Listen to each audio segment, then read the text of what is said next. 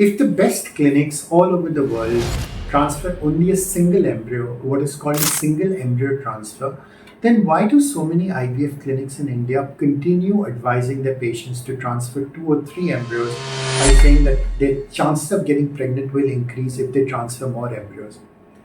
And the reality is that even though it sounds very logical that this increases pregnancy rates, it's not true. This actually ends up wasting a lot of embryos. It increases your costs because in case the cycle fails, you have to start a fresh cycle, which is great for the doctor, but not necessarily great for you as a patient. It increases the risk of a pregnancy as well, because if you end up with a multiple pregnancy, the IVF doctor doesn't care. He's done his bit and got you pregnant. But the obstetrician cares, and you will care if your baby ends up with a preterm delivery and ends up in the NICU.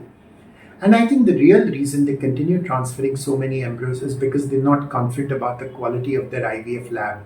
They know their IVF lab is not creating good quality embryos. In fact, a lot of them will do day 3 transfers because they don't have any confidence that their embryos will grow to day 5 in their IVF lab, which means they take shortcuts, they cut all kinds of corners, they lie to their patients, and they compensate for their lab's incompetence by transferring more embryos, which means they're actually transferring the risk of the IVF cycle to the patient.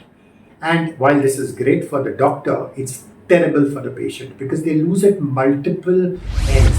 And this is why you, as a well informed patient, should ask the doctor to transfer only one single top quality blastocyst, to give you photographs of that embryo, and to document all this. And the right time to ask all these questions is proactively before you pay your money and before you start your cycle.